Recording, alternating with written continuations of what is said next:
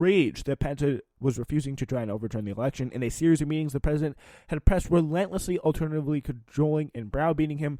Finally, just before Mr. Pence headed the Capitol to oversee the electoral vote count last Wednesday, Trump called the vice president's residence to push one last time. He said, "You can either go down in history as a patriot, or you can go down in history as a pussy." So, there you go. You can either overturn democracy, overturn the will of the voters, or you can be a whiny little bitch. Like, that is the manipulative tactics that our genius president deployed there to. That is the really interesting one to watch there, because it's like that is really what did it. Like, that is what set off the big mob. And this blow up between the nation's two highest elected officials then pretty much played out in traumatic fashion as the president publicly excoriated the vice president at that rally in front of the Capitol, causing some of the stormers to chant, "Hang Mike Pence." Evacuated to the basement, Mike Pence huddled for hours while Trump tweeted out an attack on him rather than call the check on his safety. Oh, yes, it's like, Mike Pence, you're in the basement of the Capitol, hiding, fearing for your life. Loser Mike Pence, too weak. Like that's what you hear as the mob is banging down at your gates, and the person that you've just embarrassed yourself for is tweeting how much of a lame-o you are. Like, that cannot be more perfect. Like, this is just, this situation, this period in time, like, it is out of a storybook. Like, it is out of a fairy tale in just, like, the punishments that are being inflicted on these people, the levels of irony, the levels, like, the lack of any kind of subtext, the lack of any kind of, like, it's all out there in your face. It's like, it's so clear. And it really is so funny. So, yeah, like, that is really just the years of submissiveness and the time where, like, oh yeah, all Mike Pence does is he just tries to, like, uphold democracy. Like, that's the one thing he can't do, the one thing he refuses to do. And Trump can't just be like, okay, yeah, and sends six their supporters on him. Like, well, they're really, of course, Trump supporters. They're not Pence supporters, but the loyal lieutenant who almost never diverged from the president, who had finessed every other possible fracture, finally came to a decision point he could not avoid. He would uphold the election, obviously, despite the president and his mob, and he would pay the price with the political base he hoped to harness once for his own run for the White House. Pence had a choice between the constitutional duty and his political future, and he did the right thing.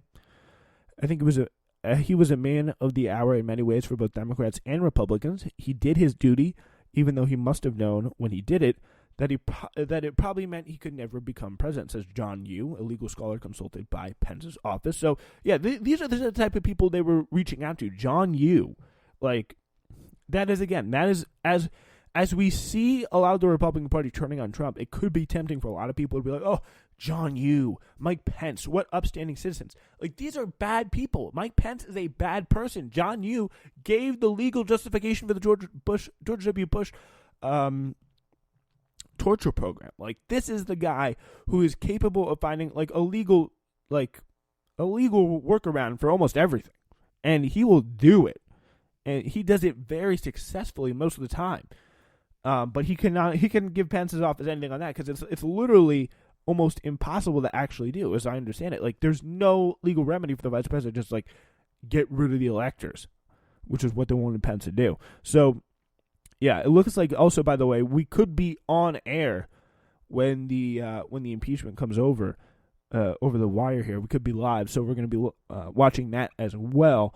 Former Senator Jeff Flake of Arizona, one of Trump's most outspoken Republican critics and a longtime friend of Pence before they drifted apart over the president, said he was relieved when the vice president had finally taken a stand. Yeah, so I'm glad he didn't break the law, but it's kind of hard to call courageous for choosing to not help overthrow our democratic system of government, says Tom Malinowski, Democrat of New Jersey. And that's pretty much where I see it. He's got to understand that the man he's been working for and defending loyally is almost single-handedly responsible for creating a movement that in this country that wants to hang Mike Pence. Like, that is the bed you wrote. It's reaping what you sowed. Lying in the bed you made, dealing with your consequences, whatever metaphor you want to use, it is applicable there. Because we clearly see that they are, like, this is a mob that is not going to be going away anytime soon. And I don't know if there's going to be any more, like, some possible drama over the weekend on Sunday. I believe that's when the 17th is. We'll see about that. But, yeah, I don't see any evidence at this point. I don't get the feeling from what I've been reading that this mob is going to be going away anytime soon. And that is the question that Republicans are weighing that we talked about in the last story. Will they face these political consequences for enabling the president? What'll be worse, enabling the president or sticking by or turning their backs on him or kicking him out? What will that do? Will the Republicans finally be forced to tame this Frankenstein's monster that they've created in their base? Or even can they tame that Frankenstein's monster?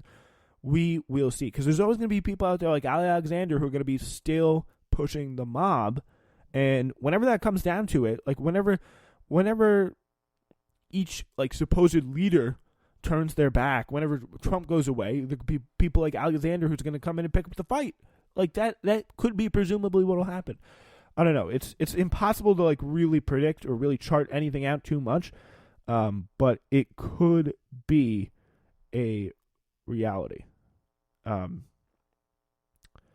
Yeah. So we will be now. I do want to change gears to another Republican who seemingly has been wavering in his support for Trump in recent times. So Senator Mitch McConnell has concluded that Trump committed impeachable offenses and believes that the Democrats' move to impeach him will make it easier to purge Trump from the party, according to people familiar with McConnell's thinking. So that's what they want to do. They just want to get, at the end, they just want to get Trump out. The private assessment of McConnell, the most powerful Republican in Congress, emerged on the eve of a House vote to formally charge Trump with inciting violence against the country for his role in whipping up a mob of his supporters who stormed the Capitol while lawmakers met to formalize President-elect Joe Biden Jr.'s victory. And a sign that the dam could be breaking against Trump in a party that has been unfailingly loyal to him. Of course, Liz Cheney gave that big speech, turning the tide. So, yeah, if he could actually, if there was an actual McConnell switch here, it could be a pretty big deal because that could give a lot of cover to the more moderate senators and maybe 16, which I believe is the number, to overturn. Even before McConnell's position was known and Ms. Cheney had already announced her plans, advisors of the Senate Republican leader had already privately speculated that a dozen Republican senators and possibly more may vote to convict Trump in a Senate trial that would follow his impeachment by the House. So 17 Republicans would most likely be needed to join the Democrats in finding him guilty. After that, it would take a simple majority to disqualify Trump from ever holding public office again. In the House, Representative Kevin McCarthy, the minority leader and one of Trump's most steadfast allies in Congress, has asked other Republicans whether he ought to call on Trump to resign. So, these are conversations that are apparently happening here. Like, there is a real debate. While he has said that he is personally opposed to impeachment, he and other party leaders did not mount an official effort to defeat the push. So that probably does tell you there is significant support and at least significant doubt that Trump is their guy right now in the Republican Party. So, taken together, the stances of these Congress's two top Republicans, neither of whom has said publicly that Trump should resign or be impeached, reflected the politically fraught and fast-moving nature of the crisis the party faces. So that is the nature of the situation. So Trump, again, shown no trace of contrition, and with Twitter being suspended, like, this is probably lawmakers' best day because they actually have to control the narrative. There is not going to be Trump tweets that they have to worry about insulting them or calling them out or like really shaping the narrative like he's always done. So, Yeah, it really could curtail the blowback that they face for voting against him. Nonetheless, though, Trump's advisors use their own Twitter feeds to highlight his hold on the party's voters to keep Republicans in line. Jason Miller, a senior advisor, tweeted from an internal poll, 80% of Trump voters and 76% of Republicans in battleground states are less likely to vote for a member of Congress or U.S. senator who voted for impeachment. So that's going to be a pretty big thing that the Trump team is doing right now, making that case and saying that you're going to want to stick with this guy. Will they do it? Will the evidence come in? I'm saying they're still, if I had to say, they're still probably going to stick with him, but we will see. All right. We're going to wrap things up now with our last story. Spencer Ackerman, senior national security correspondent in the Daily Beast, has this story about the U.S. government and the war on terror. We're not going to get through all of it, but we will get through hopefully a good amount. He writes, before separating from the Army in 1991, Timothy McVeigh used to wear a T-shirt he got as part of a trial membership of the Ku Klux Klan. In his army barracks, in full view of black soldiers, McVeigh advertised his adherence to white power. In his spare time, McVeigh frequented gun shows where, in addition to amassing and selling weapons, he hawked copies of the seminal White Terror Manifesto novel, The Turner Diaries. The Army had regulations in place to ban active participation in terrorist groups like the KKK. Its prohibitions on disorganized extremist activity were murkier. It just didn't enforce them. On April 19th, 1995, it became too late to stop McVeigh, a decorated Gulf War veteran, from murdering 168 people, including 19 children, in the bloodiest act of terrorism on U.S. soil before 9/11. The reckoning that occurred after Oklahoma City is instructive. The Congress passed a major piece of counterterrorism legislation the following year, one that anticipated the 2001 Patriot Act. It expanded the powers of FBI and federal prosecutors to surveil, investigate, and charge the terrorist infrastructure in the United States, especially the financial and other material support from sympathizers that fueled it. Only the 1996 Anti-Terrorism and Effective Death Penalty Act granted those authorities to go after not white American terrorists like McVeigh, but international terrorists, meaning in practice, Muslim organizations and their supporters. This absurd but deadly serious deflection, pushed by Republicans nervous about a crackdown on their supporters and acquiesced by Bill Clinton, was a statement about whose terrorism matters and whose is politically powerful to challenge. White terrorism, or whether you prefer it, radical white terror, is the oldest and most fundamentally American terrorism there is. Distinct among forms of political violence, it feeds into the same innocence narratives of the American founding on display in textbooks and airport bookstores across the country. There is a reason why its practitioners call themselves patriots and adopt the iconography of the founding generation. There is a memorial in Alabama to their lives and the freedom that radical white terror kept stealing long after the abolition of slavery. Accordingly, there is no confronting radical white terror without the difficult political and social challenge of confronting its powerful apologists and enablers, from President Trump to the 100-plus Republican members of Congress who helped ban the January 6th insurrection through embracing Trump's election lies, to state legislatures who actually literally joined the mob at the Capitol. There's no confronting radical white terror without arresting, prosecuting, and convicting those who executed the riot, and expelling from Congress, or in Trump's case, impeaching and prosecuting those who provoked them to do it. Oklahoma City showed that there is a long history of impunity for radical white terror, especially when radical white terror is at its most violent. Without the impunity, the storming of the Capitol would have been impossible, and if the impunity continues, the next coup may succeed.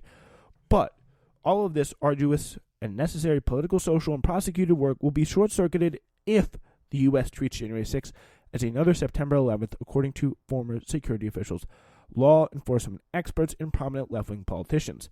As Ilhan Omar says, last week's events were traumatizing, not least for members of Congress and Capitol staff who were outside, but we must not give in to fear or allow ourselves to be terrorized by those who seek to harm us. The answer is not a broader security structure or a deeper police state, Representative Ilhan Omar told the Daily Beast. Throughout the Trump era, there's been an understandable but misguided calls to pass a domestic terrorism law expanding an investigative dragnet around radical white terror. Every law needed to combat radical white terror already exists, further empowering law enforcement is more likely to give the FBI, Department of Homeland Security, and local police tools to target people who meant to donate money to legitimate right-wing causes and religious charities, after which, in keeping with historical practice, they will have an expanded domestic ambit to target non-white and left-wing groups, causes, and enterprises. The very police entities that would be empowered tend to make common cause with those who ostensibly target. It's like giving people power to fight their enemies, really to